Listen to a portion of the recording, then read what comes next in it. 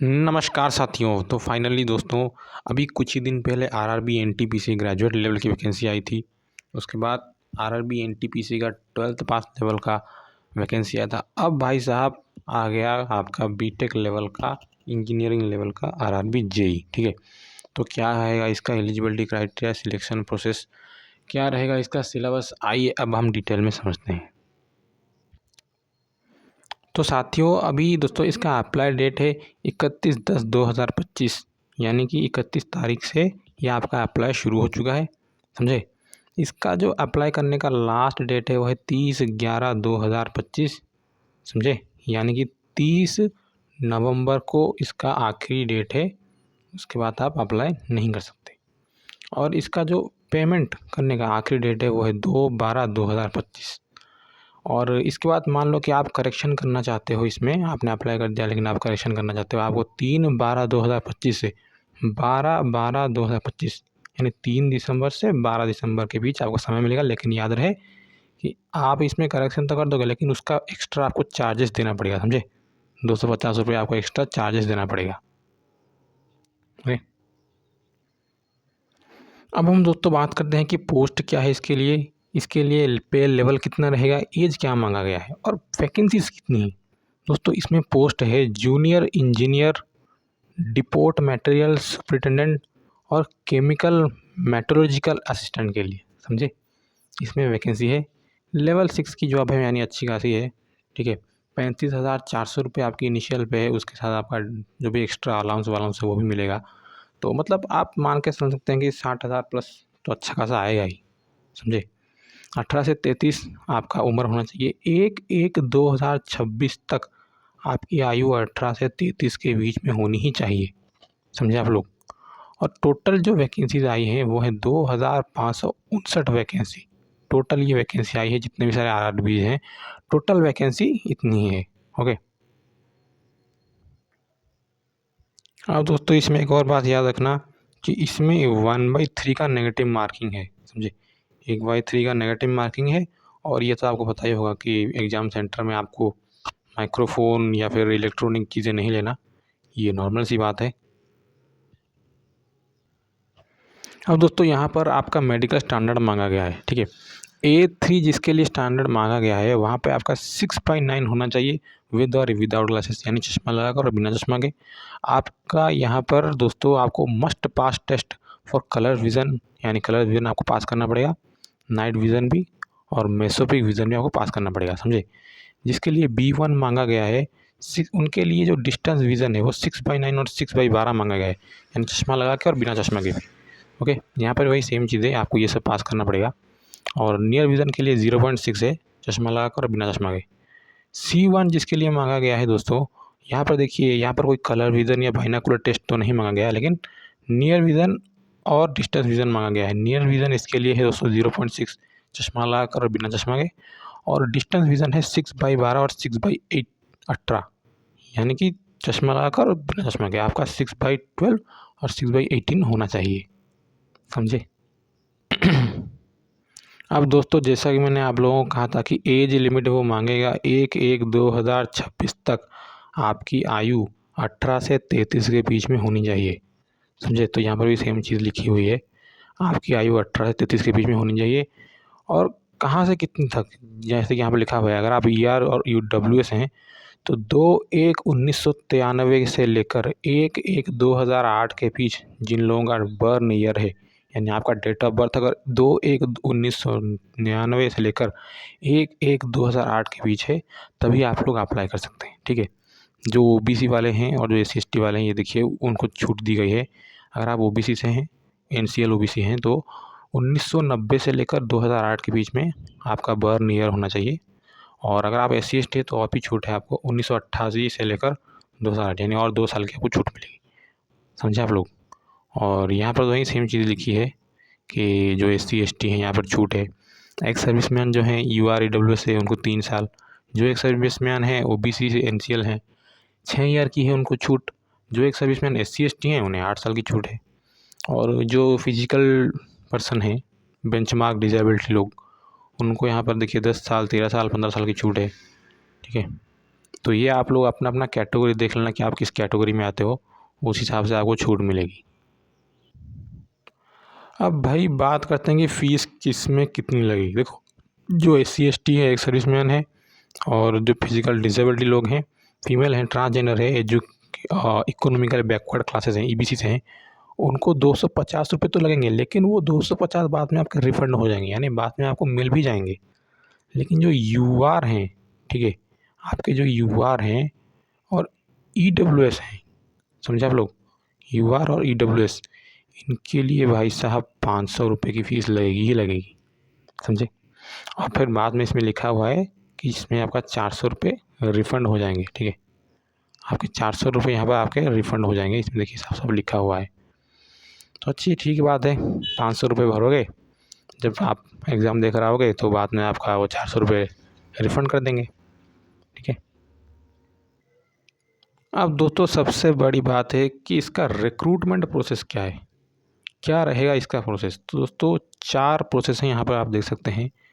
In process में आपको गुजरना है, समझे, इन प्रोसेस से आपको गुजरना है। पहले आपका CBT 1 होगा, ठीक है, CBT 1 ये क्वालिफाइंग है, समझे। आपको CBT 1 इसलिए दिया जाना पड़ेगा क्योंकि आपको CBT 2 में जाना है। CBT 2 में जाना है तो CBT 1 आपको जस्ट क्वालिफाई करना पड़ेगा। लेकिन सबसे जो मेन एग्ज़ाम होगा वो होगा दोस्तों CBT 2 का। यहाँ पर जो अच्छा परफॉर्मेंस करेगा वो बाद में डॉक्यूमेंट वेरिफिकेशन और मेडिकल के लिए जाएगा, ठीक है। डॉक्यूमेंट वेरिफिकेशन इसमें कुछ ज़्यादा हार्ड नहीं है, और मेडिकल तो अब ये मत सोचना कि मेडिकल इसमें इंडियन आर्मी लेवल का होगा, ऐसा नहीं है, ठीक है। मतलब अच्छा खासा लेवल का होगा, नॉर्मल है मेडिकल, ज़्यादा कुछ हार्ड नहीं है इसमें, ओके। लेकिन सबसे बड़ी बात है कि CBT 2 आपको कुछ भी करके क्लियर करना ही है। अब दोस्तों बात करते हैं कि CBT 1 आपका कैसा रहेगा। CBT 1 में दोस्तों आपके 90 मिनट टाइम होंगे और 100 क्वेश्चन आएंगे आपके। 120 मिनट उन लोगों को मिलेगा जो फिजिकल डिसेबिलिटी लोग हैं, ठीक है, उनको यहाँ पर 120 मिनट का समय मिलेगा। और दोस्तों इसमें लिखा हुआ है, आप देख सकते हैं कि वही सब चीज़ें हैं यहाँ पर। इसमें दोस्तों सेम चीज़ें हैं, मैथमेटिक्स है और रीजनिंग है, इसमें जनरल अवेयरनेस है और जनरल साइंस है, ठीक है। मैथमेटिक्स का वही सेम चीज़ है यार, जो मतलब दूसरे एग्ज़ाम में होता है, ग्रुप डी के एग्ज़ाम में होता है। यहीं LCM HCF है, रेशियो प्रोपोर्शन है, परसेंटेज है, मेंसुरेशन है, आपका कंपाउंड इंटरेस्ट है, simple and compound interest, profit loss है, अलजेब्रा है, ज्योमेट्री है, ठीक है, स्क्वायर रूट है, आपका एज कैलकुलेशन है, कैलेंडर और क्लर्क। अबे भाई ये तो रीजनिंग का है, रीजनिंग का है, मैथ में इन लोगों ने डाल दिया, ठीक है। पाइप वहाँ से तो आएगा ही क्वेश्चन। और ये रीजनिंग है, आप लोगों को पता होगा, ये सिलोजिज्म से आएगा, जम्बलिंग से आएगा, वेन डायग्राम से आएगा, आपका डाटा इंटरप्रेशन से आएगा, सफिशिएंसी से आएगा, कंक्लूजन डिसीजन मेकिंग से आएगा, आपका एनालिस्टिक्स से आएगा, क्लासिफिकेशन से आएगा। जनरल अवेयरनेस, यहाँ पे दोस्तों जनरल अवेयरनेस का भी आपको पता होगा, वहीं हिस्ट्री ज्योग्राफी से आएगा, और स्पोर्ट्स से क्वेश्चन आएगा पॉलिटी से क्वेश्चन आप लोगों का आएगा, ज्योग्राफी से आएगा, कल्चर ऑफ हिस्ट्री से आएगा। और ये बात याद रखना कि करंट अफेयर्स तो आएंगे ही आएंगे, ये तो मतलब पक्का है। साइंस की बात करूँ तो यहाँ पे फिजिक्स, केमिस्ट्री और लाइफ साइंस आएगा। और इसमें देखिए ये लिखा हुआ है कि 10th स्टैंडर्ड का CBSE लेवल का ही आएगा, कोई ज़्यादा हार्ड लेवल का इसमें नहीं आएगा, 10th लेवल का CBSE लेवल का ही आएगा, समझे। अब दोस्तों देखते हैं कि इसमें कितने क्वेश्चन आएंगे। देखिए दोस्तों CBT 1 में आपके मैथ से आएंगे, रीजनिंग से आएंगे, GK से आएंगे और साइंस से आएंगे। मैथ के आपके आएंगे 30 क्वेश्चन, आपके आएंगे 30 नंबर के, 25 क्वेश्चन रीजनिंग के 25 नंबर के, 15 क्वेश्चन GK 15 नंबर के, और आपके जनरल साइंस से 30 क्वेश्चन आपके 30 नंबर के, ठीक है। यानी कि 100 क्वेश्चन 100 नंबर का, 90 मिनट का आपको मिलेगा टाइम, ओके। जैसा कि मैंने आपको पहले बताया था कि 1/3 का नेगेटिव मार्किंग है। अब दोस्तों अब देखते हैं कि सेकंड स्टेज ऑफ CBT में क्या होगा। दोस्तों जितनी भी वैकेंसी है वो सेकंड स्टेज ऑफ CBT यानी CBT 2 में उसका ठीक 15 गुना ही बच्चों को वो बिठाएगा। इसमें देखिए साफ साफ लिखा हुआ है कि वो 15 गुना बच्चों को ही वो CBT 2 में बिठाएगा, समझे। अब CBT 2 में दोस्तों आपको 120 मिनट का टाइम मिलेगा, हालांकि पिछले में आपको 90 मिनट का टाइम मिलता। अब 160 उनको मिलेगा जो उनकी मतलब फिजिकल डिसेबल लोग हैं, ठीक है। आपको क्वेश्चन मिलेंगे 150 क्वेश्चन, समझे, 150 आपको क्वेश्चन मिलेंगे। अब देखिए यहाँ पर, ये देखिए ये यहाँ पर सिलेबस थोड़ा चेंज हुआ है, ठीक है, सिलेबस थोड़ा चेंज हुआ है यहाँ पर दोस्तों। यहाँ पर सिलेबस में जनरल अवेयरनेस तो वही सेम है, करंट अफेयर जैसा कि मैंने आपको कहा था, एनवायरनमेंट से रिलेटेड है, हिस्ट्री, फ्रीडम फाइटर्स हैं, स्ट्रगल से, वर्ल्ड स्पोर्ट्स, जनरल साइंस, ये तो आपको पता होगा। यहाँ पर देखिए फिजिक्स और केमिस्ट्री भी आएगा जो कि 10th लेवल का होगा, CBSE लेवल का। अब दोस्तों यहाँ पर देखिए जुड़ा गया है basic of computer and applications, यानी कंप्यूटर से रिलेटेड आपके क्वेश्चन आएंगे। और ये देखिए इसमें साफ लिखा है किससे क्वेश्चन आएंगे आपके, इनपुट आउटपुट से आएंगे आपके, स्टोरेज डिवाइस से आएंगे आपके, नेटवर्किंग से आएंगे, ऑपरेटिंग सिस्टम से आएंगे, MS ऑफिस से आएंगे, और वेरियस डाटा रिप्रेजेंटेशन से आएंगे, इंटरनेट एंड ईमेल से आपके आएंगे question, website and web browser से भी आएंगे, ओके। और basic of environment and pollution control, environment से भी आपके क्वेश्चन आएंगे भाई, एसिड रेन से आएंगे आपके, ओजोन लेयर से रिलेटेड क्वेश्चन आएंगे, वाटर नॉइज से आपके क्वेश्चन आएंगे, एयर से रिलेटेड आपके क्वेश्चन आएंगे, जो पोल्यूशन होता है एनवायरनमेंट का उससे रिलेटेड क्वेश्चन आपके आएंगे। और टेक्निकल एबिलिटी, ये देखिए टेक्निकल एबिलिटी से भी आपके मतलब क्वेश्चन आएंगे, समझे, टेक्निकल चीज़ों से रिलेटेड है ये क्वेश्चन। अब दोस्तों हम देखते हैं कि किस में कितने क्वेश्चन आएंगे। जनरल अवेयरनेस के आपके 15 क्वेश्चन आएंगे 15 नंबर के, आपके फिजिक्स और केमिस्ट्री के 15 क्वेश्चन आएंगे 15 नंबर के, आपके बेसिक ऑफ कंप्यूटर एप्लीकेशन से 10 आएंगे क्वेश्चन 10 नंबर के, आपके basic of environment and pollution control से 10 क्वेश्चन 10 नंबर के। अब टेक्निकल एबिलिटी का 100 क्वेश्चन आएंगा 100 नंबर के, सबसे ज़्यादा तो भाई यही ही आएगा, टेक्निकल एबिलिटी सबसे ज़्यादा ही आएगा, आपका 100 क्वेश्चन आएंगे इसमें 100 नंबर के। पूरे आपके हुए 150 क्वेश्चन 150 नंबर, 120 मिनट का आपको समय मिलेगा। और जैसे कि मैंने कहा था 1/3 का नेगेटिव मार्किंग भी रहेगा। अब दोस्तों यहाँ पर लिखा हुआ है कि किसके लिए क्या चाहिए, यानी कौन किस ग्रुप में आता है। जैसे कि आपका जो मैकेनिकल इंजीनियरिंग है, प्रोडक्शन इंजीनियरिंग है, ऑटोमोबाइल इंजीनियरिंग है, आपका इंडस्ट्रियल इंजीनियरिंग है, मैकेनिकिंग इंजीनियरिंग है, आपका टूल्स एंड मैकेनिकिंग इंजीनियरिंग है, ये दोस्तों मैकेनिकल एंड अलाइड इंजीनियरिंग के ग्रुप में आते हैं, समझे। आपका जो इलेक्ट्रिकल इंजीनियरिंग है, इलेक्ट्रॉनिक इंजीनियरिंग है, और कम्युनिकेशन इंजीनियरिंग है, कंप्यूटर साइंस एंड इंजीनियरिंग है, तो दोस्तों आपका जो कंप्यूटर साइंस है, कंप्यूटर इंजीनियरिंग है, ये सब आपके आते हैं इलेक्ट्रिक्स एंड अलाइड इंजीनियरिंग में, समझे। और जैसे कि मैंने कहा था इलेक्ट्रिकल इंजीनियरिंग और combination of any sub stream of basic streams of electrical engineering, ये आते हैं दोस्तों इलेक्ट्रिकल एंड अलाइड इंजीनियरिंग के ग्रुप में, समझे। तो ये भी मैंने आपको बता दिया, ये भी बता दिया, ये भी बता दिया, ये भी बता दिया, ये भी बता दिया और ये भी बता दिया। अब दोस्तों यहाँ पर है सिविल इंजीनियरिंग से रिलेटेड है, सिविल इंजीनियरिंग है आपका combination of any sub stream of basic stream of civil, यानी सिविल इंजीनियरिंग का अगर आपको कुछ स्ट्रीम है, ठीक है, और सिविल इंजीनियरिंग में 3 साल है आपके BSc में, तो ये आते हैं सिविल एंड अलाइड इंजीनियरिंग के ग्रुप में। तो जो लोग भाई बीटेक वाले हो, आप लोगों को ये सब मतलब पता होगा, ठीक है, आप लोगों को इस चीज़ के बारे में ज़्यादा नॉलेज होगा। और रही बात दोस्तों केमिस्ट्री और फिजिक्स की, तो ये आते हैं CMA ग्रुप में, ठीक है, तो ये नॉर्मल सी बात थी। अब बारी आती है दोस्तों कि आपका डॉक्यूमेंट वेरिफिकेशन, ठीक है, आपके डॉक्यूमेंट वेरिफिकेशन के बारे में यहाँ पर लिखा हुआ है कि जब आपका सारा का सारा प्रोसेस ख़त्म हो जाएगा तो आपको डॉक्यूमेंट वेरिफिकेशन के लिए बुलाया जाए।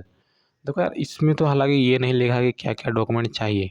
अब हो सकता है कि CBT के बाद वो आपको कहें कि भाई क्या क्या डॉक्यूमेंट चाहिए, लेकिन एटलीस्ट इतना तो नॉर्मल चीज़ें हैं ना, जैसे कि आपका आधार कार्ड, जैसे कि आपका एजुकेशनल क्वालिफिकेशन या सर्टिफिकेट आपका एजुकेशनल, वो तो आपके पास नॉर्मल सी बातें होगा ही, आपका कास्ट, आपका डोमिसल, ठीक है, ये मतलब कुछ नॉर्मल चीज़ें हैं जो कि आपके पास होंगे ही। अब अगर वो कुछ एक्स्ट्रा मांगेंगे, अब ये कब मांगेंगे, जब CBT आपका ख़त्म हो जाएगा, आप क्वालिफाई कर लोगे CBT 2, उसके बाद डॉक्यूमेंट वेरिफिकेशन के लिए आपको जब कहा जाएगा, तब हो सकता है कि उस टाइम पे आपको कुछ एक्स्ट्रा भी मांगे, ठीक है। लेकिन कुछ नॉर्मल चीज़ें हैं जो कि अपने पास रखना, ठीक है। नॉर्मल जैसे मैंने अभी कहा कि कास्ट सर्टिफिकेट, एजुकेशनल सर्टिफिकेट, आधार कार्ड, ठीक है, आपका डोमिसाइल, ये कुछ नॉर्मल चीज़ें हैं। अगर आप ईडब्ल्यूएस से हैं, एससी एसटी से हैं, आपका जो कास्ट सर्टिफिकेट है, आप इकोनॉमिकल वीकर सेक्शन से है तो उसका भी आपको सर्टिफिकेट आपका रखना होता है, ठीक है। तो रेडी करके रखना, इतनी सी बात है। अब दोस्तों देखिए यहाँ पर लिखा हुआ है कि अप्लाई आपको कैसे करना है, ठीक है। आपको अपना आरआरबी की वेबसाइट में जाकर अपना अकाउंट क्रिएट करना है, ठीक है। अपना आपका जो भी है ईमेल है, आपका मोबाइल नंबर है, ये सब आपको देना पड़ेगा। पर्सनल मोबाइल नंबर है, ईमेल आईडी है, ठीक है, ये सब आपको देना पड़ेगा। ओटीपी आएगा, आपको वो सब ओटीपी देना है। रजिस्ट्रेशन आपका पहले कर लेना है, ठीक है। आपको सबसे पहले एक अकाउंट खोल लेना है, तब जाके उसके बाद आप लोग अप्लाई कर सकेंगे, ठीक है। तो ये तो आप सबको पता होगा कि पहले आपको अपना अकाउंट क्रिएट करना पड़ेगा, उसके बाद जाकर आप अप्लाई करोगे, ठीक है। तो नॉर्मल सी बात है भाई। अब दोस्तों यहाँ पर लिखा हुआ है कि आपका लाइव फ़ोटो कैप्चर किया जाएगा, ठीक है। तो आप अपना प्रॉपर शेव करके रखना, मुंह में कोई मतलब मास्क वास्क ऐसा कुछ नहीं डालना। ये देखो लिखा हुआ है कि आपके चेहरे पे कोई भी कैप नहीं लगना चाहिए, मास्क, ग्लास ये सब नहीं लगना चाहिए, ठीक है। प्रॉपर शेव करके आप लोगों को बिल्कुल मतलब एक नॉर्मल सा बैकग्राउंड में आपको ये फ़ोटो उठाना है, ठीक है। इसमें ज़्यादा कुछ है नहीं है, एससी एसटी वालों के लिए यही सेम चीज़ें हैं यहाँ पे कि अपना जो डॉक्यूमेंट है वो रेडी करके रखना, ठीक है। और हाँ, use a black ink pen on white paper. एक वाइट जब भी आप अपना सिग्नेचर दो ना मेरे भाई, ब्लैक इंक में ही लिखना है और वाइट पेपर पे ही लिखना है, समझे। तो ये कुछ, और ये यहाँ पर फ़ोटो भी लिखा गया है, फाइल साइज होना चाहिए 30 KB से 49 KB के बीच में, ठीक है। तो ये नॉर्मल सी बात है ये, वे इसमें ज़्यादा कुछ तो है नहीं। अब ये है दोस्तों आपका आरआरबी, आप किस आरआरबी के अंडर आते हैं, ठीक है।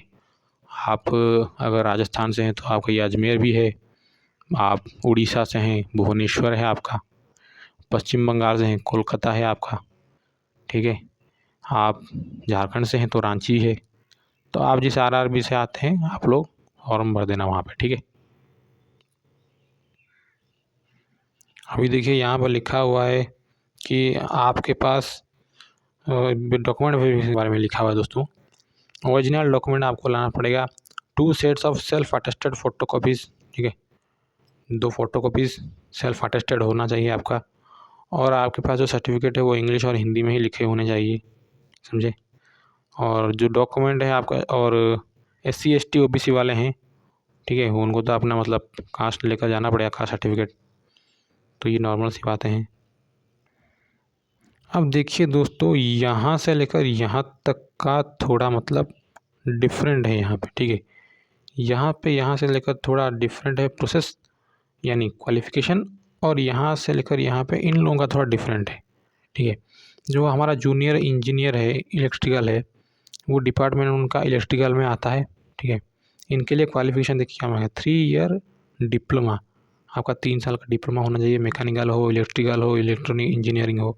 और साथ ही a combination of any sub stream of basic streams of mechanical, electrical, electric engineering from a recognised university institute, समझे। ये मतलब वही सेम चीज़ें मैकेनिकल और इलेक्ट्रिकल में आपका, और या फिर इलेक्ट्रॉनिक इंजीनियर में आपका डिप्लोमा होना चाहिए। और ये इसके लिए भी वही सेम चीज़ है, इसके लिए भी, इसके लिए भी, समझे। ये इलेक्ट्रिकल तक का तो मतलब सेम चीज़ है, यहाँ से लेकर यहाँ तक, ठीक है। यहाँ से लेकर यहाँ तक सेम चीज़ है।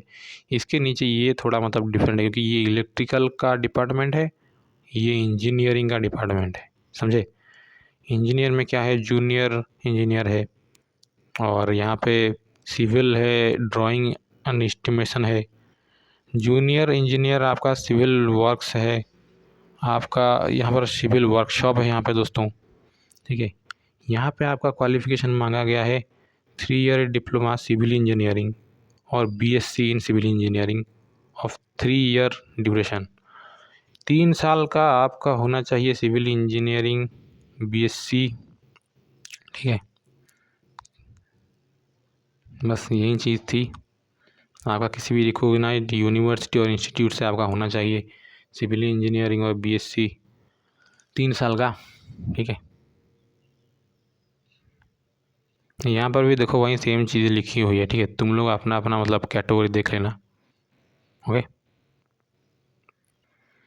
अब दोस्तों देखो यहाँ पे इन लोगों ने काम किया है कि जो पोस्ट है उनको मर्ज कर दिया गया है, ठीक है।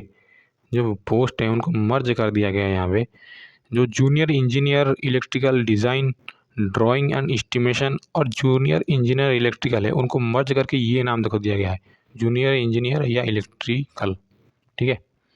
और देखो यहाँ पर भी यहाँ ये सेम चीज़ इन लोगों ने की है कि जो जूनियर इंजीनियर पीवे है और जूनियर इंजीनियर ब्रिज है, उसको जोड़कर इन लोगों ने जूनियर इंजीनियर सिविल पीवे एंड ब्रिज कर दिया गया है, ठीक है। और यहाँ पर जूनियर इंजीनियर वर्क्स इनको भी जोड़ दिया गया है और सिविल वर्क्स इनका नाम दे दिया गया है।